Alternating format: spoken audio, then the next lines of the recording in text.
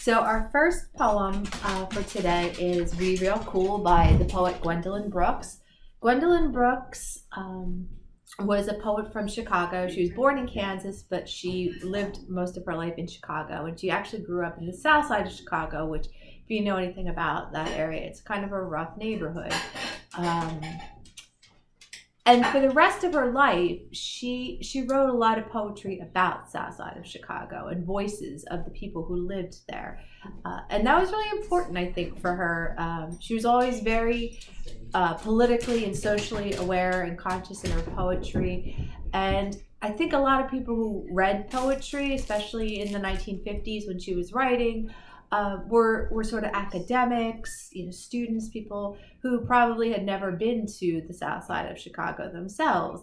So, Gwendolyn Brooks gave people a voice that could be heard outside of their community in her poetry, and I think that was a really important part of what she did. And of course, she was just a brilliant poet. She was recognized for her brilliance during her lifetime, which not all poets are. She was the first African American woman to win the Pulitzer Prize. She was the poetry advisor to Congress for a long time. She was the Illinois State Poet Laureate, and just a very prolific and well-regarded writer.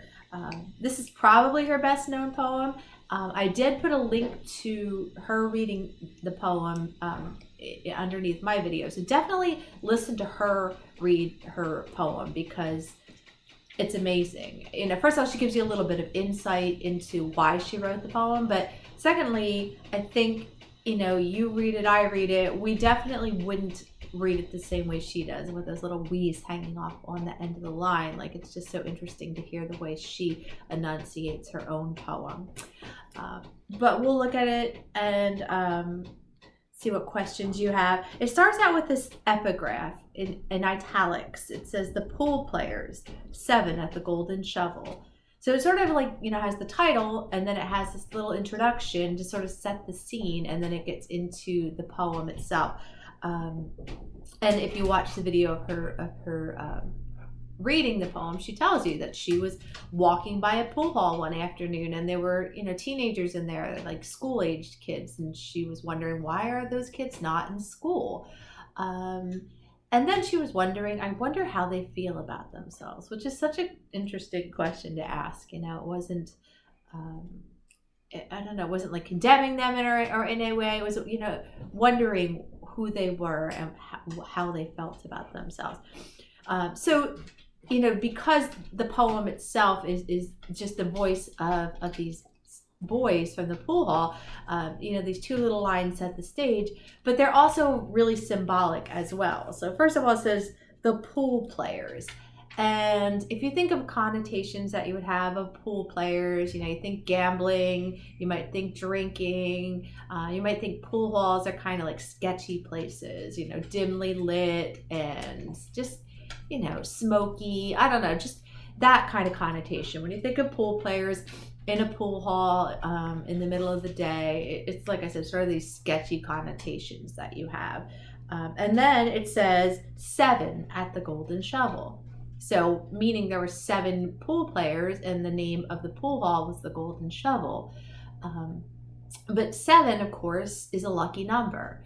And golden, the Golden Shovel, golden also has these really positive connotations of luck and wealth and, just all sorts of positive imagery in the beginning of it, just like the poem starts out. They're so cool, everything's going for them, they have all this bravado, and but then that last word, shovel, the Golden Shovel, the juxtaposition of golden with shovel.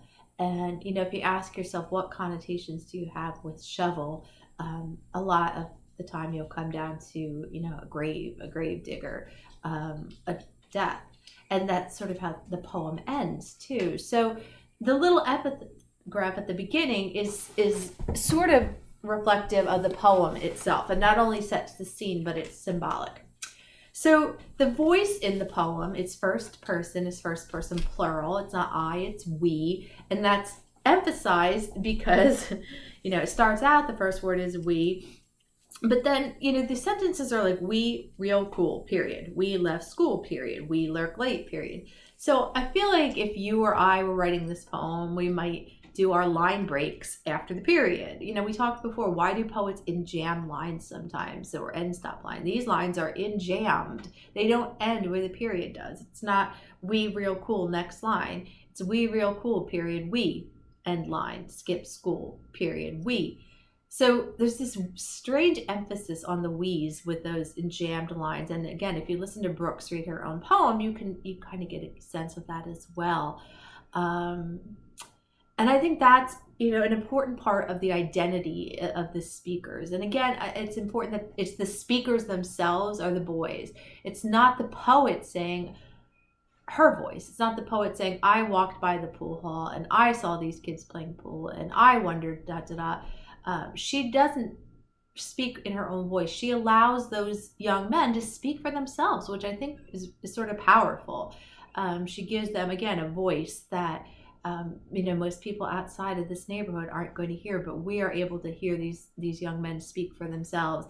And they're cocky, right? What does the tone come off? We real cool. The first line of the poem, they have all this, we don't need school. We're too cool for school. It comes off with, like I said, bravado and, but a lot of that is being a part of the group. It's being we. I think if it were individuals speaking on their own, they might not feel as empowered as they do. I think a lot of their identity and fearlessness is because they're a part of this group that makes them feel accepted. And maybe, again, if she asked herself or wondered how they feel as individuals, maybe they would feel a little more insecure or have a little bit less bravado. But these boys as a group feel cool. They left school. They lurk late. They stay out late. They drink alcohol. Again, it coming off as tough and fearless and we don't need anything, kind of anti-establishment. I think she even uses that word. But then there's that last line, well, the last three words, the we in the second to last line, and then die soon. And of course that's jarring because you're like, what? These kids are like teenagers. The last thing on most teenagers' minds is I might die soon. Think of yourselves as teenagers. When you were in high school, you were thinking, I want to go to college, and what do I want my major to be, and where do I want to live, and what kind of job do I want? And, you had your whole future ahead of you. These guys are like, we die soon. And so ask yourself, why do they feel that way? Why do they really believe that? And go back to who they are and where they live and what they probably see a lot of in their neighborhood. Young African-American men in an impoverished neighborhood, unfortunately, probably see a lot of people just a little bit older than them, either incarcerated or dying or just not having opportunities, not having educational or occupational opportunities that they can look forward to. So who cares if they skip school? We real cool, we skip school, but why wouldn't we skip school? Like, what is school going to do for me? Am I going to get into a great college? That's not even on their radar. And so there's like insight into where they're coming from. We die soon, whether that's literal, unfortunately, with violence in poor neighborhoods throughout our entire country, and it's still the way. This poem was written in the 1950s.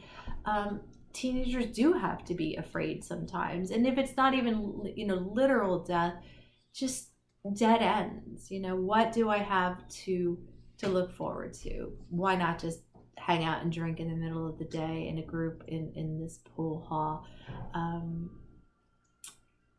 So all that, bravado, and then we die soon. It's heartbreaking.